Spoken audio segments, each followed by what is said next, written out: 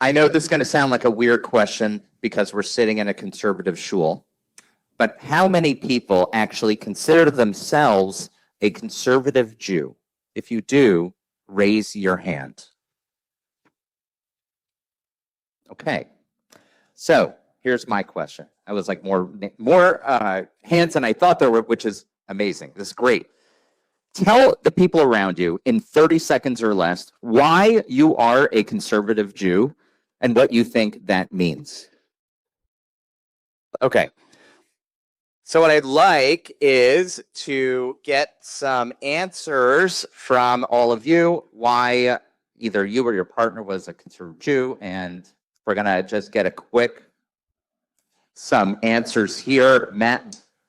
I'm sort of grandfathered in. My great-grandfather founded the first English-speaking sermon show and men and women sitting together show in Chicago. Road Fate Tzedek. Fate Tzedek. All right. So some of us are born into it. Marvin?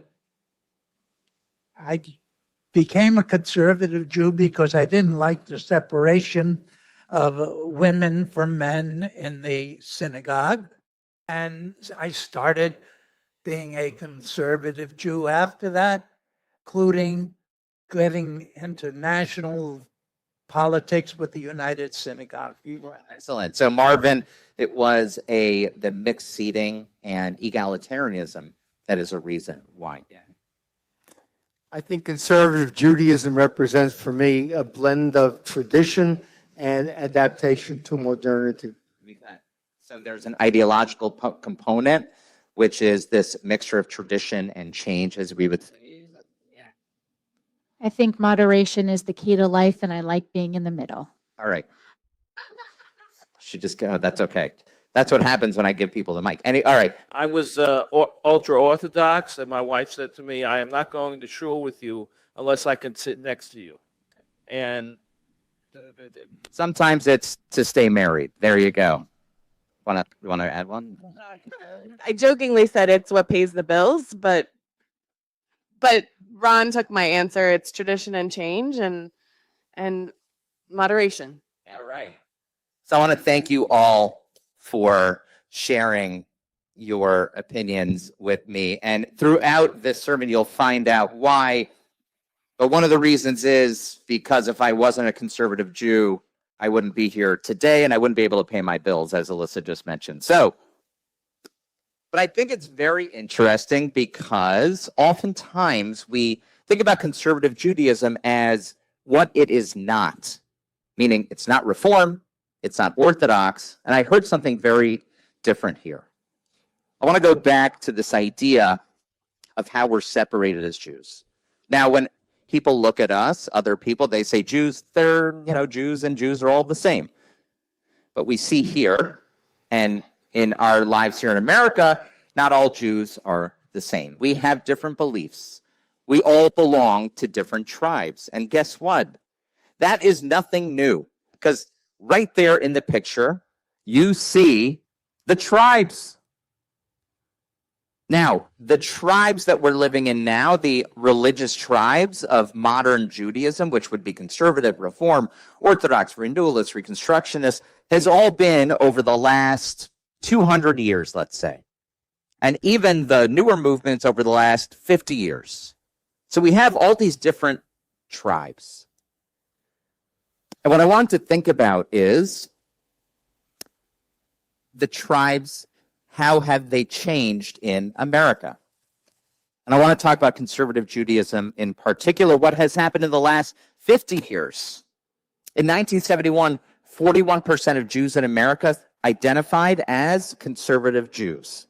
Today, that number is 17%, a 24% loss in just 50 years. The conservative movement today stands second in numbers to the Reform movement, a distant second. And it's not just religiously either, where the center has shrunk. Many of us in America, many Jews in America, feel politically homeless. The political parties that we belonged to, or still belong to, which I believe were central to our Jewish American identity, because we were accepted as our full selves and recognized with our full selves within those spaces, is now becoming increasingly uncomfortable for Jews. Today, the center is a very lonely place to be. But honestly, in today's age, I wouldn't want to be anywhere else. Life today is akin to the lyrics of a well-known song, trying to make sense of it all, but I can see it makes no sense at all. Is it cool to go to sleep on the floor? Because I don't think I can take it anymore. Anyone know what comes next? Clowns to the left of me, jokers to the right, here I am stuck in the middle with you. There is seemingly no sane center anymore. The truth is, though, it doesn't have to be this way. And it doesn't have to be this way in Judaism. I think we live in a world where increasingly people say labels don't matter. Don't label me. But I say holding a flag and representing something bigger than you actually does matter. And it's why I'm still a conservative Jew, and not just because my livelihood depends on it. In chapter 2 of the book of Numbers, we read a little preview in chapter 1. It's kind of boring. The numbers of the people, where they stand, but as you look at the page, visually, it's pretty stunning. That is the picture that's described in chapter 2. But if you turn the page over, you will see hieroglyphics.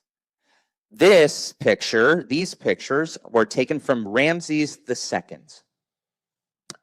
It turns out the Israelites weren't the only ancient Near East who organized their camp in the same way. When archaeologists and historians examined the military records of Ramses II, the pharaoh who we believe was the pharaoh of the Exodus from Egypt, they found something remarkable. You could see it on the back of the page. His battle camp at Kadesh, carved into the walls of temples across Egypt, shows a square camp with the pharaoh's tent at the very center. Sound familiar? And it wasn't just the shape, that's square. Ramses' tent was thick-walled and heavily fortified, which makes no sense for a temporary military camp.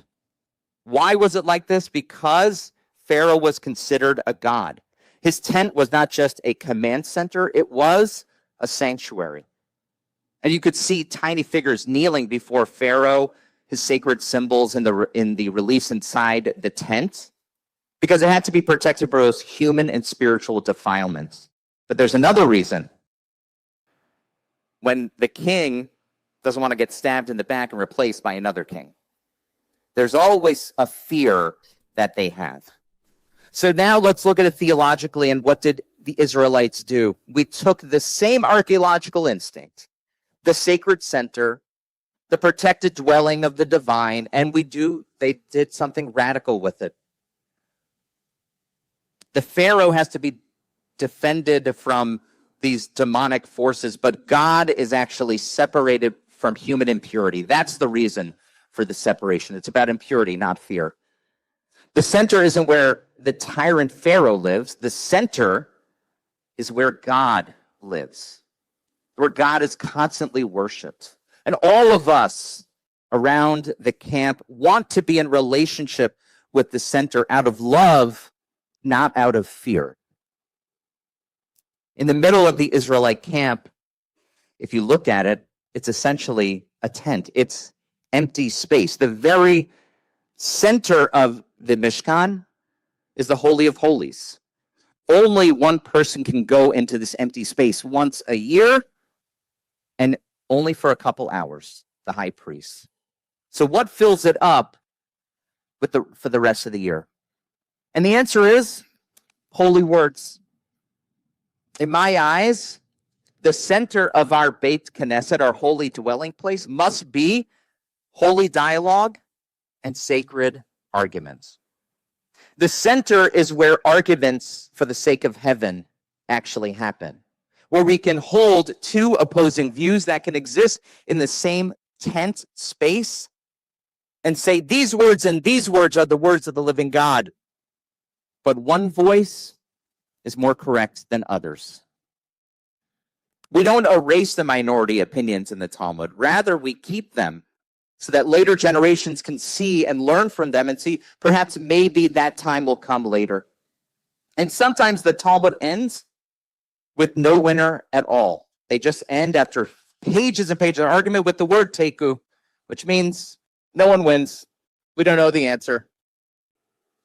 Unfortunately, if that space is not filled up with holy dialogue, something else fills it up. I was thinking back to that picture that you see of ancient Egypt, the godlike figure standing in the middle, waiting for the entire world to worship him. Sounds very similar to today. We think about the influencers on the internet. The people who our children look up to are not the most level-headed people in the world. Because to crack the algorithm, you have to be extreme. You have to stand for something and always against something, and you can never, ever waver. And this is my concern, that our camps will be filled with people who want the world to change for them rather than making space for others who may challenge them to look at the world just a little bit differently so that maybe, just maybe, they can change. As some of you may have heard, there was a recent controversy at the Jewish Theological Seminary where I received my rabbinic ordination. President Isaac Herzog, who's the president of the state of Israel, not the prime minister, as you all know, he was scheduled to give the commencement address this year. 6 seniors in the JTS's undergrad dual program with Barnard Columbia, they wrote a letter raising objections. It was signed by 4 rabbinical students, 3 of whom were first-year students, as well as alumni. The letter was intended to be hand-delivered privately to Chancellor Schwartz, but it was shared more widely when things came out. I want to be clear about something. Chancellor Schwartz herself, it's an op-ed which I brought with me today after meeting with the students, said their concerns were focused on the policies of the Israeli government and they were not anti-Zionists. It's important to give the benefit of the doubt, just like we would want it to. But I want to go to the letter, actually, because she didn't speak about the contents of the letter. I want to read you the most important line of the student's letter. In this vein, we ask that President Herzog no longer be invited to speak at JTS's 2026 commencement. Now, when I read this letter, I could find no sentence about we want dialogue with you. That was the only thing I read.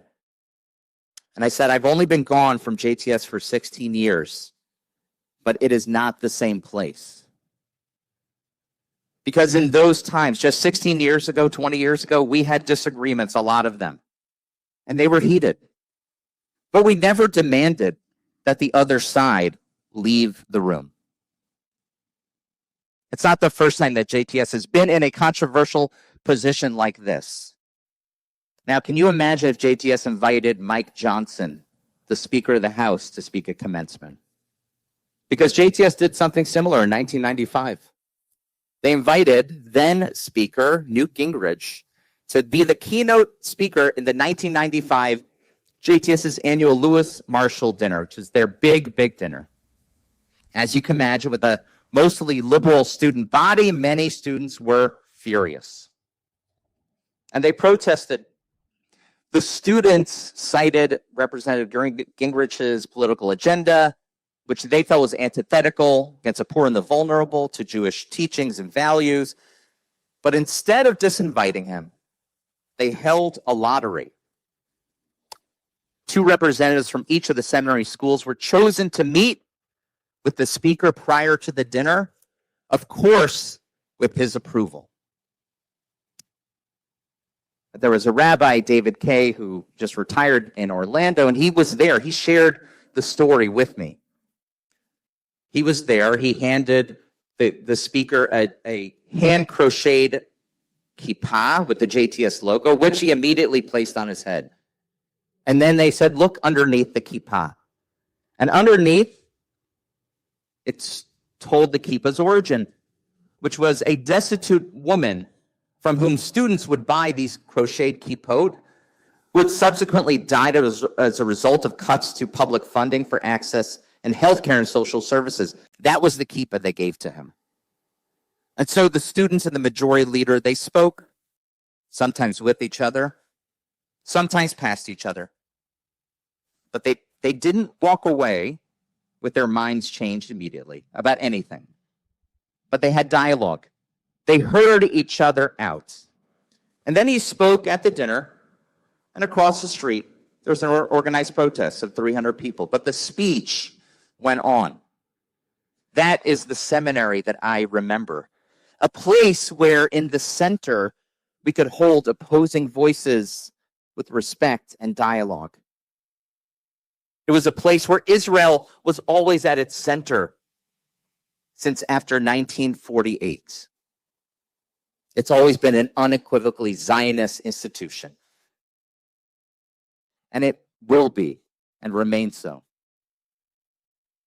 I think that conservative Judaism can be that place in America again.